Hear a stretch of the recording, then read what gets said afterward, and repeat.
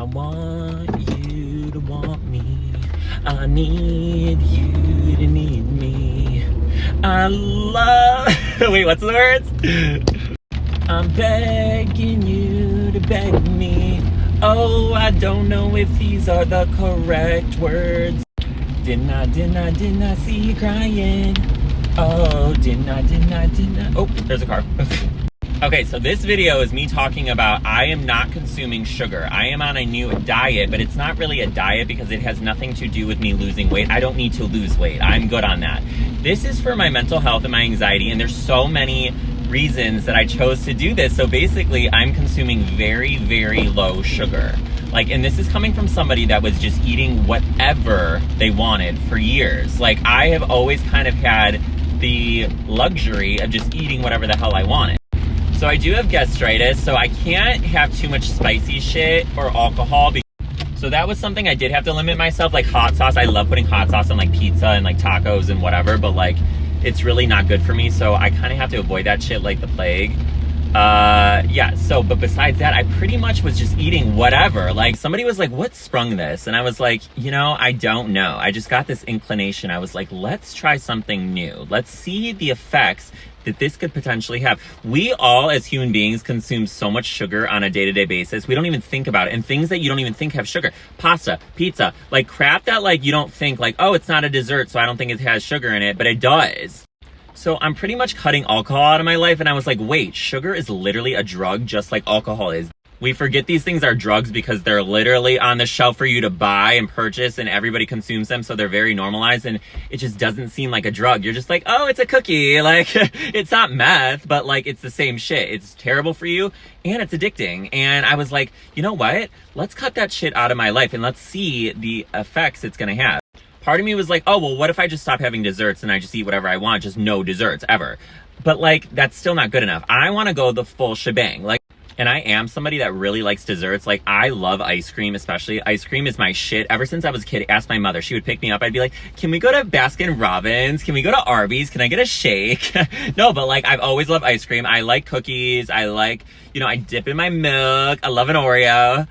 And I'm very blessed with my genetics that I have a good metabolism, a fast metabolism, and I can kind of just eat a bunch of bullshit and I'm pretty thin, right? But it doesn't matter. This isn't about my weight. I'm not trying to lose weight. Like I said, I'm trying to just benefit myself, my soul. I'm going to give you an example of a day in the life of Randy. I would get up, I would have this one supplement in particular that has, I didn't realize it had 15 grams of sugar. It has a bunch of vitamins and it is good for you, but there's 15 grams of sugar in it. So I would literally have that with a bunch of other shit. I have collagen mixed with it and my greens mixed with it. So that's already starting with a lot of sugar. Then, okay, so I don't drink pop or soda. So literally that was not a factor for me. That's something that I never drank anyway. It's rare. It's rare. I always drink an abundance of water every single day. I don't drink pops. And then usually I'd have 2 mini bagels with cream cheese, which has some sugar in it. Then maybe some mozzarella sticks later. That has sugar in it too. Not a lot, but also it's fried, so it's just not good for you. But I'm not cutting out fried foods too. This is just sugar. I'm literally gonna die and have nothing to eat if I literally cut out everything. Then every fucking work shift, I would bring a goddamn Pop-Tart or granola bars. That is literally just, it's just consuming a pile of fucking sugar. It is so funny how oblivious you are to these things in retrospect, in hindsight, because I'm like, what the hell was I thinking? A Pop-Tart every day, and then you go home. I make a frozen pizza, for instance. There is so much fucking sugar in a Jack's pizza, a Tombstone pizza. I didn't realize because I looked at the facts on the back of the pizza. I was like, ew, I didn't realize all that fucking sugar. And then I was dipping it in ranch because I like ranch with my pizza. I love ranch. I'm a ranch whore. I like barbecue sauce. I'm not having any sauces with anything. So basically all I can really eat right now is a lot of chicken. I can have beef. That's also a hard part for me is I can't do sauces right now. I mean, yeah, there's sugar-free options of I got sugar-free peanut butter because I really like peanut butter, and a little peanut butter on some wheat toast. I mean, that's a little bit of sugar, but not really. So, I mean, I can deal with that. Like I said, I'll have a little bit of sugar per day, but nothing I was doing. But bitch, every fucking dinner, I would be dipping something in ranch, something in barbecue sauce, something in ketchup. I'm a dipper. Because things are plain. And but I'm getting used to eating chicken strips, for instance, with no sauce. And, it's doable. Fries with no sauce. And there's no sugar. So yeah, I'd have a whole goddamn pizza, and then a few hours later, if I still had an appetite, I would literally have like some scoops of fucking ice cream, like mint chocolate chip ice cream, that's my favorite, or cookie dough, or cookies and cream, or chocolate. But like, holy balls, like think about all the sugar added up in the day. Oh, and then sometimes I would mix, like, okay, so this is really weird. I would put ice cream in a cup and mix milk with it, and kind of, it's like a shake, but not really because you don't blend it. But milk has sugar too because it was whole milk. I'm like, oh my God, Randy Callie, that is a lot of fucking sugar in one day. And then the next day you do it all over again. Just because you're taking health supplements does not like cancel out all the sugar you're consuming. This shit is crazy.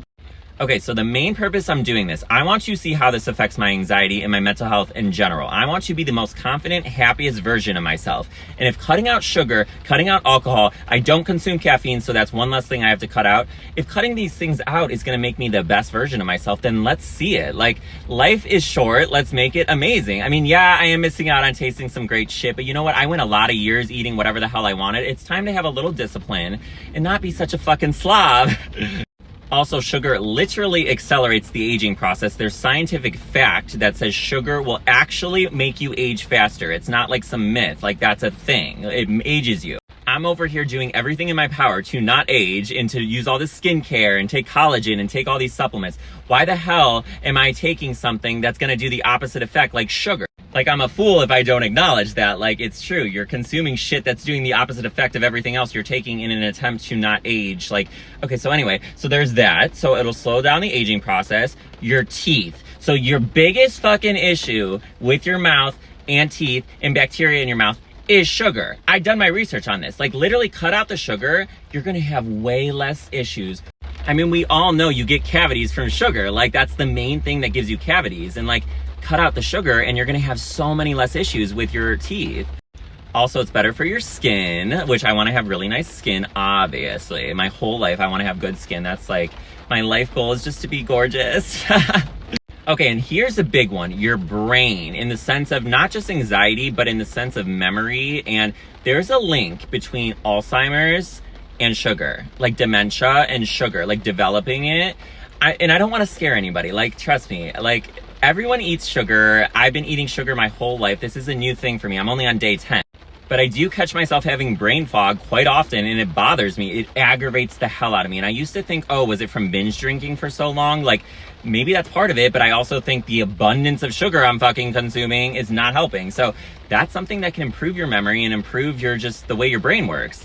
Like I'm telling you, as a kid, I was obsessed with candy, desserts. Like, candy was a big one. Like, I would always be eating some bullshit. Literally, do you know those Pixie Sticks? Pure sugar. I would have those.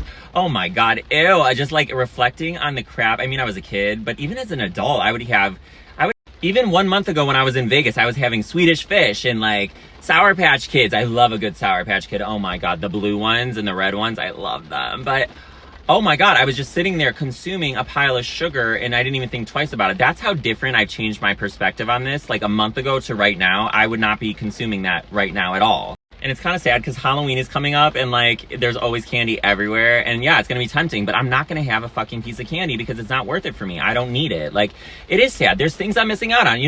There are things that I kind of have to miss out on. Like, I would go to Starbucks with my sister. We go on dates all the time, because like, you know, we like to spend time and we go to Starbucks, share a Frappuccino, have a cake pop, have a cookie. In the middle of the day, I'd be having a fucking cookie. We get a smoothie, we go to the mall, and I'd constantly be going out for desserts, especially with Wayne. We would have dinner and then go out for like Dairy Queen or Andy's or Oberweis or whatever, Culver's. This was originally going to be like a 1 week thing or maybe a month thing, but I feel like this is a lifestyle change. I want to keep this going. I don't want it to just be like a month and like, so I did buy some sugar-free options of things, like ice cream, they have sugar-free things and cookies, but there's still this thing in it called sugar alcohol. So I've done research on that. It is nowhere near as bad for you as sugar, but it's still not a great for you. So if I do consume the sugar-free cookies or ice cream, it's like very sparingly. Like, I don't eat, like, I'm not going to sit there and eat a fucking carton of the ice cream because the sugar alcohol, you don't digest it well, I read. So it's not very digestible and it's just not the best thing for you, but it's better than sugar, but it's not amazing. So just don't have it in excess.